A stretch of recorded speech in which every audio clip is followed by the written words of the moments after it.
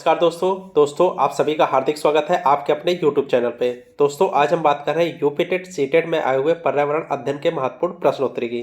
तो चलिए बिना किसी देरी के स्टार्ट करते हैं क्वेश्चन नंबर 1 से। क्वेश्चन नंबर 1, निम्नलिखित में से कौन सा राज्य सरकार तथा स्थानीय शासन के बीच राजस्व बंटवारे के लिए उत्तरदायी है?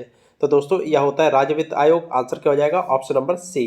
अगले क्वेश्चन की बात करते हैं। क्वेश्चन नंबर 2, निम्नलिखित में से किस संविधान संशोधन अधिनियम से नगर पालिकाओं को संवैधानिक प्रतिस्थिति प्रदान की गई है? तो दोस्तों कौन सा संविधान संशोधन है ये? तो दोस्तों यह है संविधान 74वां संविधान संशोधन अधिनियम 1992। आंसर क्या हो जाएगा? Option number B. अगले क्वेश्चन की बात करते हैं। क्वेश्चन नंबर 3, भारत के प्रत्येक पंचायत का कार्यकाल किस दिनांक से 5 वर्ष तक का होता है? तो दोस्तों किस दिनांक से होता है? अपने प्रथम अधिवेशन के लिए निर्धारित तिथि से। आंसर क्या हो जाएगा? Option number A. अगले क्वेश्चन की बात करते हैं। क्वेश्चन नंबर 4, पंचायत की संरचना में निम्नलिखित में से कौन सा एक सही नहीं है? तो बताइए दोस्तों कौन सा एक सही नहीं है? प्रत्येक राज्य ग्राम मध्य और जिला स्तर पर पंचायत का गठन करेगा। ये दोस्तों गलत है। आंसर क्या हो जाएगा? ऑप्शन नंबर सी गलत है। अगले क्वेश्चन की बात करते हैं। क्वेश्चन नंबर 5, पंचायत निर्वाचन हेतु राज्य निर्वाचन आयुक्त किया जाएगा। तो दोस्तों किसके द्वारा किया जाएगा ये? या किया जाएगा राज्य के राज्यपाल द्वारा। आंसर क्या हो जाएगा? Option number C. अगले क्वेश्चन की बात करते हैं। क्वेश्चन नंबर 6, पंचायत समिति के सदस्य किसके द्वारा दोस्तों मनोनीत किए जाते हैं? तो दोस्तों यह किए जाते हैं प्रत्यक्ष रूप से जनता के द्वारा निर्वाचित किए जाते हैं। आंसर क्या हो जाएगा? Option number C. अगले क्वेश्चन की बात करते हैं। क्वेश्चन नंबर 7, निम्नलिखित में से कौन सा एक समुदाय विकास का पहला स्थापित कार्यक्रम है? तो दोस्तों कौन है? राष्ट्रीय प्रसाद सेवा। आंसर क्या हो जाएगा? Option number A. अगले क्वेश्चन की बात करते हैं। क्वेश्चन नंबर 8, निम्नलिखित में से कौन संविधान संशोधन के 73वें संविधान संशोधन में सम्मिलित है? तो दोस्तों कौन सम्मिलित है? क्षेत्र पंचायत सम्मिलित है। आंसर क्या हो जाएगा? Option number 2। अगले क्वेश्चन की बात करते हैं। क्वेश्चन नंबर, तो दोस्तों कौन कौन सम्मिलित है बताइए दोस्तों। देखिए जिला पंचायत भी सम्मिलित है, क्षेत्र पंचायत भी, ग्राम पंचायत भी और नगर पंचायत, ये चारों सम्मिलित है।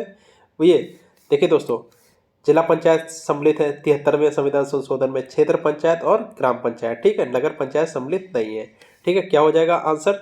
तो दोस्तों आंसर क्या हो जाएगा? आंसर हो जाएगा ऑप्शन नंबर बी, केवल 1, 2 और 3। अगले क्वेश्चन की बात करते हैं। क्वेश्चन नंबर 9, निम्नलिखित में से कौन सी एक समिति पंचायती राज संस्था से संबंधित नहीं है?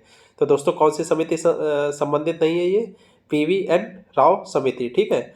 बाकी LM सिंघवी भी समिति संबंधित है, अशोक मेहता भी समिति सम्मिलित है और बलवंत राय मेहता तो है ही है, ठीक है। अगले क्वेश्चन की बात करते हैं। क्वेश्चन नंबर 10, पंचायती राज व्यवस्था का मूल उद्देश्य तथा सुनिश्चित करना है। तो दोस्तों मूल उद्देश्य क्या सुनिश्चित करना है बताइए दोस्तों पंचायती राज व्यवस्था का? तो दोस्तों इसका मूल उद्देश्य क्या सुनिश्चित करना है? विकास में जन भागीदारी और लोकतांत्रिक विकेंद्रीकरण, ठीक है। ये और ये आंसर क्या हो जाएगा? ऑप्शन नंबर सी, पहला व तीसरा सही है, ठीक है। अगले क्वेश्चन की बात करते हैं। क्वेश्चन नंबर 11, निम्नलिखित वक्तव्यों पर विचार कीजिए और नीचे दिए गए कोट से सही उत्तर चुनिए। कथन क्या कह रहा है? राज्य वित्त आयोग एक संवैधानिक निकाय है। दोस्तों यह गलत है, ठीक है। संघीय वित्त आयोग पंचायतों को वित्तीय सहायता देने के लिए संतुति नहीं कर सकता। तो दोस्तों ये भी गलत है, ठीक है। आंसर क्या हो जाएगा? ऑप्शन नंबर बताइए दोस्तों। ऑप्शन नंबर डी, ए गलत है किंतु आर सही नहीं है, ठीक है। अगले क्वेश्चन की बात करते हैं। क्वेश्चन नंबर 12, निम्नलिखित वक्तव्यों पर विचार कीजिए और नीचे दिए कोट से सही उत्तर चुनिए। कथन क्या कह रहा है? राज्य निर्वाचन आयोग एक संवैधानिक प्राधिकरण है। तो दोस्तों बताइए दोस्तों, ये सही है, ठीक है। संवैधानिक प्राधिकरण है, सही है। ग्रामीण स्थानीय निकायों के निर्वाचन पर भारत के निर्वाचन आयोग का निरीक्षण करता है, ये गलत है। तो दोस्तों इसका आंसर क्या होगा? ऑप्शन नंबर डी, ठीक है। ए सही है किंतु आर गलत है। अगले क्वेश्चन की बात करते हैं। क्वेश्चन नंबर 13, भारत के पंचायती राज व्यवस्था के वास्तुकार किसे कहा जाता है? तो दोस्तों वास्तुकार कहा जाता है BR मेहता को। आंसर क्या हो जाएगा? ऑप्शन नंबर ए, ठीक है, बलवंत राय मेहता जी को, ठीक है। अगले क्वेश्चन की बात करते हैं। क्वेश्चन नंबर 14, ग्राम सभा का अभिप्राय है। तो दोस्तों ग्राम सभा का अभिप्राय क्या है? ग्राम स्तर के पंचायत क्षेत्र में निर्वाचक नामावली में पंजीकृत लोग। आंसर क्या हो जाएगा? जो वोटर लिस्ट में शामिल है। आंसर क्या हो जाएगा? Option number C. अगले क्वेश्चन की बात करते हैं। क्वेश्चन नंबर 15, पंचायती राज सम्मिलित है। तो दोस्तों किसमें सम्मिलित है? ये सम्मिलित है राज्य सूची में। आंसर क्या हो जाएगा? Option number B. अगले क्वेश्चन की बात करते हैं। क्वेश्चन नंबर 16, संविधान के किस भाग में पंचायती राज संबंधी प्रावधान दिए गए हैं? तो दोस्तों किस भाग में दिए गए हैं? ये भाग 9 में दिए गए हैं। आंसर क्या हो जाएगा? Option number A. अगले क्वेश्चन की बात करते हैं। क्वेश्चन नंबर 17, पंचायती राज व्यवस्था अपनाई थी। तो दोस्तों किसने अपनाई थी? ये अपनाई थी लोकतंत्र की शक्तियों के विकेंद्रीकरण के लिए। आंसर क्या हो जाएगा? Option number B. अगले क्वेश्चन की बात करते हैं। क्वेश्चन नंबर 18, भारत में पंचायती राज व्यवस्था का शिल्पी किसे कहा जाता है? तो दोस्तों यह कहा जाता है BR मेहता को, बलवंत राय मेहता को। आंसर क्या हो जाएगा? Option number C. अगले क्वेश्चन की बात करते हैं, क्वेश्चन नंबर 19। पंचायत चुनाव में अनुसूचित जातियों के लिए पदों का आरक्षण किस राज्य में लागू नहीं हुआ? तो दोस्तों किस राज्य में लागू नहीं होता है? या अरुणाचल प्रदेश में लागू नहीं है। आंसर क्या हो जाएगा? Option number C. अगले क्वेश्चन की बात करते हैं, क्वेश्चन नंबर 20। निम्नलिखित में से कौन पंचायतों की संरचना के बाबत उपबंध करने को अधिकृत है? तो दोस्तों कौन अधिकृत है? या राज्य विधानमंडल अधिकृत है। आंसर क्या हो जाएगा? Option number B.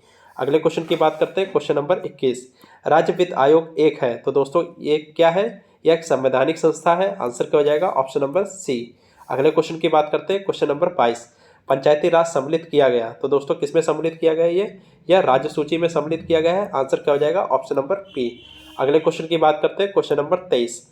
संविधान के निम्नलिखित संशोधनों में किसके अंतर्गत भारत के महिलाओं के लिए ग्राम पंचायतों में 30% स्थान आरक्षित किया गया है? तो दोस्तों कौन सा संविधान संशोधन है? यह 73वां संविधान संशोधन है। आंसर क्या हो जाएगा? Option number C. अगले क्वेश्चन की बात करते हैं, क्वेश्चन नंबर 24। नगर पालिका परिषद का चुनाव लड़ने के लिए अर्हता क्या है? तो दोस्तों क्या अर्हता होनी चाहिए? पार्षद पद हेतु उसकी आयु 21 वर्ष से कम नहीं होनी चाहिए। आंसर क्या हो जाएगा? Option number B. अगले क्वेश्चन की बात करते हैं, क्वेश्चन नंबर 25। यदि पंचायत और छावनी बोर्ड के मध्य विवाद हो तो अंतिम निर्णय कौन लेगा? तो दोस्तों अंतिम निर्णय लेता है राज्य सरकार केंद्र सरकार के अनुमोदन के अधीन। आंसर क्या हो जाएगा? Option number D. अगले क्वेश्चन की बात करते हैं, क्वेश्चन नंबर 26। खंड और जिला पंचायतों की सीमा में परिवर्तन की अधिसूचना कौन जारी करता है? तो दोस्तों जारी करता है राज्यपाल। आंसर क्या हो जाएगा? Option number A. अगले क्वेश्चन की बात करते हैं, क्वेश्चन नंबर 27। नगर पालिका परिषद के अध्यक्ष के प्रत्यावर्तन के विषय में क्या सही है? तो बताइए दोस्तों क्या सही है? तो दोस्तों 27 का क्या आंसर हो जाएगा? बताइए दोस्तों,